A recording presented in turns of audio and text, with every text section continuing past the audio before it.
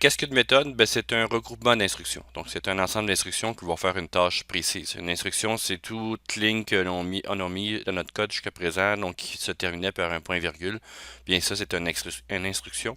Et ce qu'on peut faire avec cet élément-là, donc avec les méthodes, ce qu'on va pouvoir faire, c'est de regrouper un ensemble d'instructions pour pouvoir faire les réutiliser, autrement dit. Donc, une méthode, c'est permettre de réutiliser un petit bout d'instruction qu'on en a fait et de le réutiliser plusieurs fois, donc autant de fois qu'on en a besoin. Donc une méthode, c'est l'équivalent d'un algorithme. Donc c'est un petit bout. Un algorithme, c'est ni plus ni moins qu'une suite d'instructions et qui permet de retourner ou de faire quelque chose assez précis. Donc par exemple, demander une note valide. Par exemple, si vérifier ce que la note rentrée par un usager. Par exemple, on a des notes de 0 à 100%. Est-ce que c'est bien compris entre cette notion de zone de plage de valeur là? Donc, on peut demander de faire d'autres choses, donc de dessiner un triangle, par exemple. Donc, c'est tout des petites choses qui sont relativement simples, mais qui permettent d'être réutilisées et donc évidemment d'être réexécutées à la demande pour pour avancer dans notre programme. Donc, si on regarde concrètement ce que c'est, ben, le bloc ici, le bloc principal, le main, c'est une méthode. Tout simplement. Donc, ça n'est une méthode, cet élément-là. Ça démarre le programme, puis on va essayer de le garder le plus simple possible aussi. Donc, une fois que la méthode va être testée, évidemment exact, donc lorsque tout va être vraiment complet puis qu'on l'a testé et c'est conforme à ce qu'on veut que ça fasse, on va pouvoir la réutiliser. Donc, c'est la beauté de la chose, c'est de réutiliser cette méthode-là. Donc, il y a plusieurs avantages à ceci. Une première ici, bon, ben, d'éviter d'écrire des lignes de code, puis des lignes de code, puis de dupliquer des informations plusieurs fois. Donc, évidemment, ça va dire de réduire ce qu'on va écrire comme ligne de code, comme programme. Et deuxièmement, ici, ben, lorsqu'on veut faire une modification une correction sur un bout de programme qui est déjà dans une méthode, ben, on le fait à un seul endroit et ça va se répéter sur tous les autres éléments qui vont l'appeler, autrement dit, sur tous les petits bouts de programme qui vont l'utiliser. Donc, on va le voir aussi plus concrètement plus tard. Et parfois aussi, les méthodes vont être appelées fonctions. Donc, dans certains langages ou par certaines personnes, vous allez voir, donc on va faire une fonction. Bien, les méthodes aussi peuvent être appelées des fonctions. Donc, dans ce cas ici, nous, on va parler de méthode. Une méthode échange l'information avec son environnement. Autrement dit, il va y avoir des flux d'entrée et de sortie, donc représentés ici par la lettre E pour entrée et S pour sortie. Donc, avec l'utilisateur, on peut demander de saisir, c'est ce qu'on a fait, donc de saisir de l'information dans la console, ici ce qu'on a fait. Donc, c'est des paramètres d'entrée ou des flux d'entrée que je devrais dire, et d'afficher l'information, donc S pour sortie, et on n'a pas fait encore de dessiner, mais on pourrait faire demander de dessiner ou de faire d'autres types de sorties aussi avec la programmation C#, donc S sortie ici avec une autre méthode. Donc, la méthode, ici, on a vu que la méthode main, c'est ni plus ni moins que la méthode principale qui était là. Bon, on a fait des méthodes, des flux d'entrée, excusez-moi, et des flux de sortie. Et avec d'autres méthodes, mais ce qu'on pourra faire, encore une fois, de donner des paramètres d'entrée. Et la méthode pourra même nous retourner, si on le désire, donc des valeurs, donc retourner de l'information directement. Donc, pour appeler la méthode, c'est ni plus ni moins par son nom qu'on va le faire.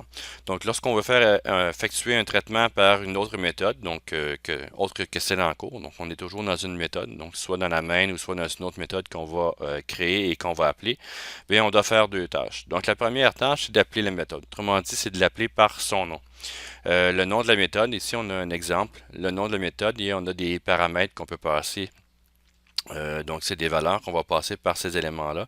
Et si on a une méthode ici qu'on va appeler, par exemple, additionner, ben, on va passer en paramètre, donc les valeurs du nombre 1 et la valeur du nombre 2.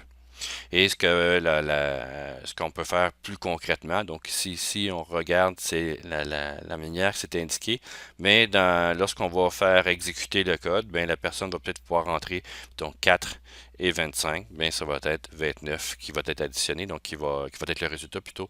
Donc c'est 4 et 25 qui va être additionné et le résultat sera 29 dans ce cas ici. Donc, on devra, donc lorsqu'on veut utiliser la méthode, donc évidemment, on devra l'appeler. Donc, appeler la méthode avec son nom et mettre les paramètres aussi à l'intérieur. La méthode appelante, c'est la méthode qui appelle l'autre méthode. Donc, si on veut connaître dans la méthode appelante le résultat de la méthode appelée, donc ce qui a été appelé, on doit retourner cette valeur de la méthode appelée, donc de ce qui a été calculé, vers la méthode qui l'a appelé, donc la méthode appelante. Donc ça paraît compliqué ici, là, mais ça va prendre tout son sens quand on va le faire, quand je vais faire une démonstration. Donc dans la méthode appelante, il faut donc une variable pour stocker la valeur de retour. Il y a certaines méthodes qui vont retourner des valeurs et à partir de ces éléments-là, ben, on va pouvoir récupérer la valeur retournée dans une variable et l'utiliser par après. Donc par exemple ici, on a une méthode appelée.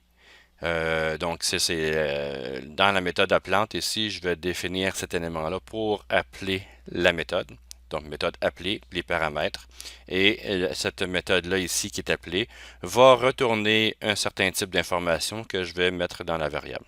Donc, la variable devra avoir le bon type de ce que retourne la méthode appelée. Donc, par exemple, ici, on a la méthode additionner. Bien, additionner ici, c'est nombre 1, nombre 2. Elle va retourner cette méthode-là un élément, donc un résultat, et on va l'appeler somme. Donc, la deuxième partie, on a vu la première partie d'une méthode. La deuxième partie, c'est de définir la méthode appelée directement. Donc, évidemment, c'est de faire la notion de la méthode. Et la méthode va posséder deux éléments, deux grands éléments, donc une signature et un corps. La signature, ce n'est plus ni moins que la première ligne de notre méthode. Dans ce cas ici, on a public, donc qui permet de définir la notion de visibilité, si on veut, de la méthode. Donc, on va voir un peu plus tard. Donc, ici, le public. On a integer. Donc, integer, c'est ce qui va retourner. Donc, c'est le type de valeur qui va être retourné par cette méthode-là. On a additionné. Donc, ici, qui permet de faire, qui est le nom, ni plus ni moins. Et dans cette signature-là aussi, on va avoir des paramètres. Donc, integer nombre 1 et integer nombre 2. Donc, c'est des paramètres ici formels qui sont là. Et à l'intérieur de cet élément-là, dans la définition de notre méthode, on a un corps qui se retrouve entre les deux accolades. Donc, l'accolade de début, donc de notre bloc ici, et l'accolade de fin. Et à l'intérieur de ces éléments-là, bien évidemment, on va voir l'intégreur de la somme est égal à NB1 plus NB2. Donc, c'est les variables qui sont ici, qui ont été passées en paramètres. Et on fait un retourne somme. Et somme étant integer, c'est pourquoi qu'on a décidé ici, on a dit plutôt que la méthode ici va retourner un integer. Donc évidemment, retourne somme. Et à partir de ces éléments-là, faudra faire ici dans la méthode appelante une variable qui va recevoir ce retour de cette méthode appelée directement. Donc concrètement, ici, la notion de signature, là, dans la signature, ben, il faut indiquer le nom. Donc, il faut y indiquer aussi le nombre de paramètres ici qu'on a à l'intérieur, donc le type et tous les paramètres qu'on va avoir. Et il faut également indiquer le type de la valeur retournée. Donc, s'il y en a une, ça ne veut pas dire qu'il y en a tout le temps une, mais on peut faire une valeur retournée. Dans le corps, on va écrire les instructions de la méthode. Donc, si la méthode retourne une valeur, donc on va faire l'instruction à l'intérieur de ça. Donc, ça sera dans le return. Donc, le corps aura une notion de return à l'intérieur. Et on peut dire dans cette notion-là aussi par rapport à cette signature et ce corps-là, donc quelques remarques. Une méthode peut recevoir plusieurs paramètres. Donc, autrement dit, ici, il y en a deux paramètres qui sont envoyés. Donc, il peut recevoir plusieurs paramètres. Il peut en avoir 3, 4, 5, 6, même 0. Donc, il peut y avoir de 0 à plusieurs paramètres.